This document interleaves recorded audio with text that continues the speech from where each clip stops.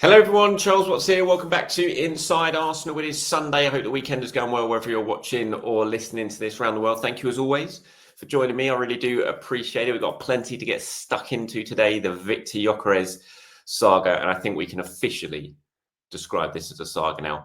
Rumbles on and gets messier and messier. He has now gone AWOL, on strike, however you want to call it. He has not turned up when he was supposed to for the start of pre-season, his pre-season anyway, with Sporting, who are heading off for a tour or a trip, training camp to the Algarve. He's not turned up, and it is all getting very, very messy. So we've got comments from Federico Fernandez, the Sporting president, on Gyokeres and kind of on Arsenal as well. Gyokeres himself has been speaking. He's been talking to L'Équipe, saying some really interesting stuff about how he views himself and how others view him, I suppose, as well. So we'll look at what he's had to say. We're going to talk about Noni Madueke as his move to Arsenal moves ever closer from Chelsea. Got loads of questions and comments from you guys to get stuck into as well. But we've got to start on Gyokeres. And as I said, an increasingly messy saga continues to deepen now with his decision. And look, threats have been made. I think everyone was kind of expecting this, but this is now where we are at. He has not turned up for Sporting for their trip to Algarve. He was due back. He was supposed to be back sort of halfway through last week, but Sporting kind of put it off and delayed it a little bit, I think, in an attempt to kind of resolve things. But it didn't happen. But then the actual sort of firm date when he was definitely supposed to be back, I think it was yesterday, and he didn't turn up. And obviously this has caused a massive, massive stir over in Portugal and around Sporting. Sporting understandably furious. You know, he's their star player and he's not turned up. So the Sporting president, Federico Fernandez, has been talking about it, and he's put out a very tough start. I don't think there was any other way he could handle this situation. I think he had to come out and play the sort of hard man type of role in this situation, because anything else you're going to be losing face to the club's fans, and from a bargaining position as well, from negotiation tactics. He had to be very, very strong, and he has been. This is what he had to say. He said, "We're very calm. Everything can be solved with the closure of the market, a hefty fine and an apology to the group. If they," by they he means Arsenal, "so if they don't want to pay Victor's fair market value, we'll be very comfortable with that for the next 3 years. If the geniuses who are devising this strategy think that this puts pressure on me to make it easier for him to leave, not only are they completely wrong, but they're also making it more complicated for the player to leave. No one is above the interests of the club, whoever you are." So very strong statement there from Verandas, basically saying if Arsenal don't pay the fair market value, then they're happy for him to sit it out for 3 years, because that's the length he's got left on his contract. When he says if the geniuses who are devising his strategy, I don't know if he means Arsenal there. I mean, he certainly means Gyokeres' agents there, who are very, very unpopular, or is very, very unpopular with Sporting. And there is a thought process behind this deal that the agent fees are definitely playing a part in why these negotiations at the moment haven't reached a successful conclusion, despite the sort of overall gap in valuation being relatively small, or believed to be relatively small. There is certainly a sort of growing suggestion that what the agent is wanting here is could potentially be an issue. But yeah, I think that's what he's talking about. He says if the geniuses who are devising this strategy think that's going to put pressure on me, it's going to be easier to leave. I think that's what he's talking about there. So he's being very, very strong about it. And as I said, I don't think he could have played this any other way, when his player doesn't turn up, when his big player doesn't turn up. Because if not, you're kind of weakening your hand a little bit if you start sort of saying, "Oh, you know, we'll get him back into the group," or that sort of, we'll do our best to sort of smooth things out. I think he has to have this sort of hard guy image in this for multiple reasons. I don't really think it changes anything, though. I was talking about this on the Inside Arsenal Discord channel yesterday. I was like, when you look at these sort of situations, it is very, very rare where a player loses in this situation. You know, the club who have been impacted with it, and I feel sorry for Sporting here, because Arsenal had this before. You know, go back to Cesc Fabregas and that summer against with Barcelona, for example, when he basically ended up going on strike, went off to the Grand Prix without Arsenal's permission, all that sort of stuff. And Arsenal were trying to play hardball over it, but eventually Cesc got his way, Barcelona got his way, and ended up going. There's been multiple instances as well. So we've been through this ourselves. So I do feel sorry for Sporting in this sense. But when you go and you look at all of these sort of incidents when they happen, the player tends to get his way. The club that is trying to be strong eventually folds, and it kind of has to happen, because as much as you can have the tough guy image of saying, okay, we're going to let him rot for 3 years, you're not going to do that, because it's basically by doing that, his value just plummets. And a player that you're sort of holding out for 70 million for, within a year, if he doesn't play, we end up being 40 million. And if Gyokeres is true to his word and doesn't end up going back, then it all gets so messy. And the club ultimately want this issue resolved, because they don't want this situation disrupting their entire season and all things like that. So as much as he can say this for Andas, I still think ultimately Gyokeres will get his way here. And I don't think it's going to come to that anyway. I still think that Arsenal and Sporting will come to an agreement. I think this week it's going to really sort of ramp up, I think, because this doesn't work well for any parties. It doesn't work for Arsenal because they don't get the player they want, and they soon will be heading off for pre-season in 6 days. They're heading off to Singapore. Arteta would very much want Gyokeres as part of that tour. So he's going to want it done this week. Arsenal are going to want it done this week. And Sporting, for all their sort of, public stance that they're putting out here, they're going to want it done this week, because they don't want it dragging on, disrupting their pre-season plans and their start for next season as well. So I think this week is going to be absolutely key to it. Gyokeres himself has been speaking. There's some interesting stuff. He spoke to L'Équipe over in France on multiple things, and on his returning to the Premier League. He said, it's one of the biggest leagues in Europe. I spent several years there without being able to play a single match. So, of course, it's something I would like to do. It would be great revenge on people sort of devaluing his record in Portugal and the Portuguese league, and sort of what it stands for, and what how it sort of ranks against other leagues. He said, it's often like that. When something unusual happens, people try to find an explanation. It's because he plays for the best team in the league. The level in Portugal isn't good enough. That's just people's opinion, and I don't care. I know what I've achieved here. I've always done my best. The Portuguese league is a very good league with a lot of technical players. It may not be as physical as England, but the level is really good. When he was asked about being, how he ranks himself and being potentially one of the best strikers in the world, he said, I'm definitely one of them. It's difficult to rank me, but yes, I'm at the same table as them now. What I managed to do at Sporting, I'm convinced I can do anywhere. You haven't seen the best of Gyokeres. Yeah, you've got to hand it to him. Very, very strong words from him. Certainly backing himself, looks a very confident player. And you would be. I mean, you'd be full of confidence. You're a striker and you scored 90-odd goals, 100 goals in 2 seasons, whatever it is he's got. You should be absolutely full of confidence, and you should absolutely back yourself to go and do that. Or maybe not at that level, but you should back yourself to go and score in any league that you play in. Do I expect him to score at that level in the Premier League if he comes? No, of course I don't. But I do expect him to score goals. No doubt about that. And I thought they were really, really good comments from Gyokeres, and just a little bit of a sort of a look into his mindset, I think. And when you talk to people about Gyokeres, that does come across a lot, is that his mindset, his absolute belief in himself and his will to win and his will to score goals. And I do think that's something that's missing at Arsenal. As much as I love Kai Havertz, and I think he's a fabulous player. I know not everyone agrees with me, but I do. But I think there's that killer instinct in Gyokeres, that I will do anything to score a goal instinct in Gyokeres that Arsenal just don't have in their squad. And I think he would bring it if, and I know it's a big if, this deal gets done.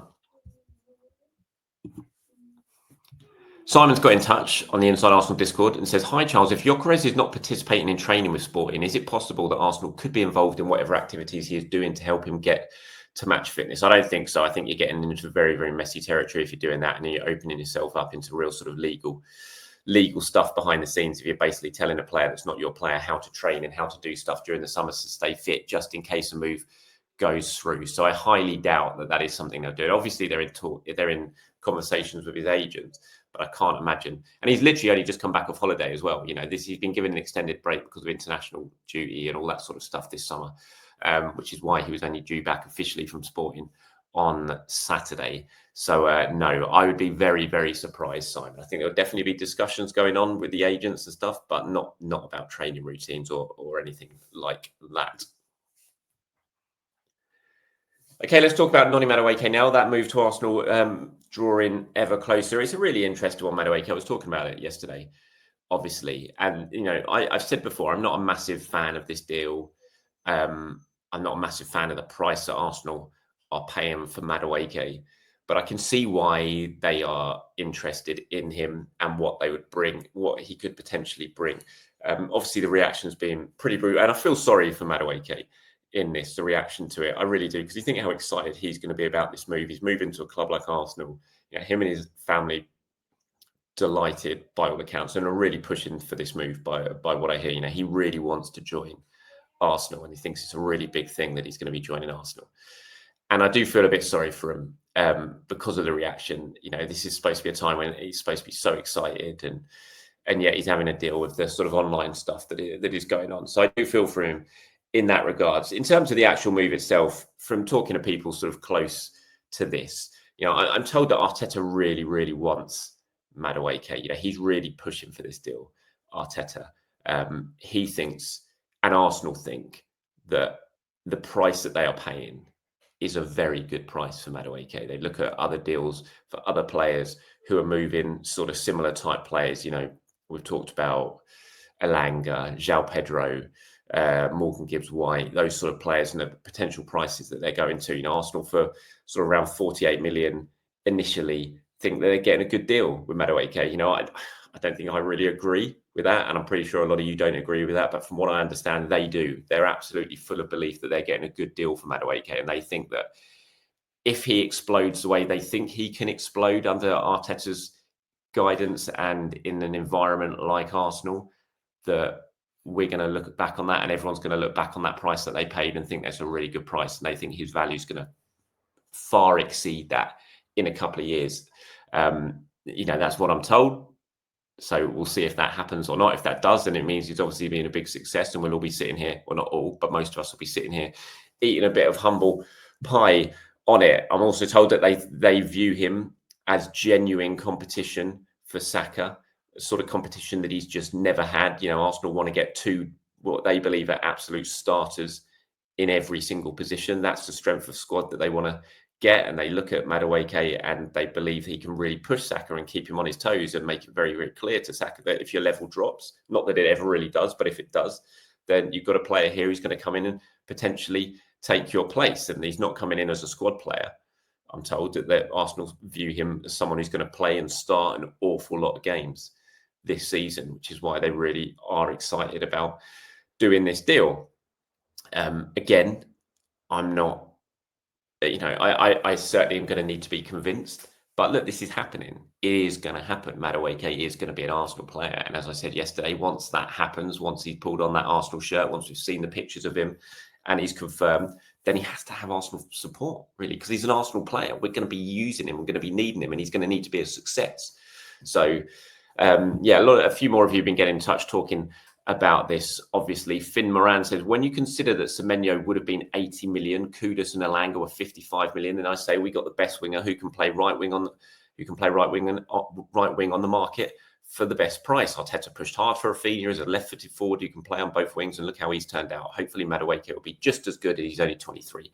I predict we'll look back on this as good business, and kind of that comment there from Finn is how Arsenal view it. From what I understand, they really do believe that we're all going to look back on this as good business by the club. Phil says, hey, Charles, the thing I like about Madueke is his mindset. He wanted us more than potentially winning another trophy. Hope you had as close to a stress-free home move as possible. Hopefully you all get settled ASAP. Thank you very much for that, Phil. Yeah, Madueke certainly giving up his chances of winning the Club World Cup to make this move to Arsenal happen. Ricardo says, Saka doesn't need a backup. Saka needs competition. No player guaranteed. It's that comfort that has hurted the team for seasons. Everyone knows who we are going to play and how we're going to play. These competitions bring out the best of players and the team, as well as gives the manager different options to change things. And again, that's a good point. And I can only reiterate what I've been told here is that Arsenal do see him. This isn't cover for Saka. This is genuine competition for Saka. That's why they wanted him. That's why they pushed for him. And that's why they've got him. And that's why they spent money, a decent amount of money on him. So thank you very much for all you guys getting in touch on that. Simon has got in touch also, says, with the signing of Madueke, do you think it's a possibility that Arteta could deploy Saka in a full-back position in a contingency situation, much like happened with Partey in the last couple of seasons? Oh my God, Simon, don't be talking about that. No, I don't want to see Saka as a full-back. Bad enough. I think he can do that job. The thing with Saka, when you're that good, you can play in any single position. And we saw it with... was it Euro? It was Euros, wasn't it? Gareth Southgate ended up having to play in there because of the lack of sort of left-sided balance and all that sort of stuff. So he could play there, but no, I don't see that. I would be stunned if we ever saw that. Maybe in some sort of random wing-back position in-game, something like that, but certainly not as a makeshift fullback. No, I don't see that. I'd see someone like Mosquera. If Mosquera comes in potentially this week, we'll have to wait and see on that if Arsenal can push through that move before the trip to Asia for him again, like similar to Gyokeres. I think that's certainly something Arsenal are going to be pushing for before they fly out for the tour over to Asia. And I think someone like Mosquera, he'll be more the sort of the very last sort of ditch right back cover for if something would happen to Ben White or Jurriën Timber. Right, Owen has got in touch. This afternoon, Charles, with the transfer of Gyokeres and Eze soon to hopefully be done. Wow, you're confident there, Owen, especially on Eze. We'll have to wait and see on that. But you said with it hopefully being done, would there be anyone else you could think of that we need to bring in, or do you reckon that will be it for us? Maybe start selling players. I think if Arsenal got in Gyokeres, Madueke, I'm not even going to touch on Eze yet because we'll have to wait and see. But I think certainly if Arsenal get in Gyokeres and Madueke soon and Mosquera soon, then I think the attention will turn to start trying to sell some players, because obviously there's players that need to be futures need to be resolved. Your Zinchenko's, your Reece Nelson's, all players like that who obviously are over with the team at the moment in La Manga, but I don't really see long-term futures for them. It's going to be hard to sell Zinchenko because I think he'll probably be quite happy to stick around for another year, take big wages that he's on, and then go on the market as a free agent next summer. But certainly someone like Reece Nelson, Fabio Vieira, players like that, I think attention will start to turn on getting them out the door after Gyokeres, Madueke and potentially Mosquera is done. Brian now has got in touch. Says, hi, Charles. Would you be happy selling Trossard and Martinelli if it meant we signed Eze and Rodrigo? Great content every day. Best of luck in your new home. Thank you. Oh, would I be happy with that? Yes, I have to say I probably would. I would take that. I don't really want to lose Martinelli. Trossard, I'm not. I wouldn't if a good offer came in for Trossard. But I think if you could guarantee that if you're selling those two players and you guarantee Arsenal get Eze and Rodrigo, then yes, I think I would do that. I think that probably raises the level of the squad. Well, I don't think it probably, I think it does in my view, raise the level of the squad if you do those, if you do a like for like that, 2 out, 2 in. And Bradley says, Ethan isn't back up. The kid is golden. I love Ethan as much as everyone else, but I think he is at the moment backup. I think you can't say he's not. I think he showed last season there was brilliant bits and pieces from him, but I think he also showed he struggled at times consistency-wise, as he should. He's a young kid, really young. And so I do think he is back up at the moment. I don't think you can look at this season going into it and say he should be starting ahead of Odegaard. He should be starting ahead of Saka. I just don't say that at the moment. So I think he is back up, but I think he's very useful back up with real sort of competition as well. I think it's too early to really say that he should be starting every single game in any position at the moment, because I just think there's better players ahead of him in those positions right now. And that's purely down to his age. But, brilliant player. Great to see Romano tweeting yesterday that contract talks seem to be going well with Ethan as well, because that's obviously very, very key. We want to make sure that Ethan does sign that new contract and stays an Arsenal player for a long time. And that's it from me, everyone. Thanks for watching. Thanks for listening. Have a great end to your weekend. I'll speak to you soon. Bye-bye.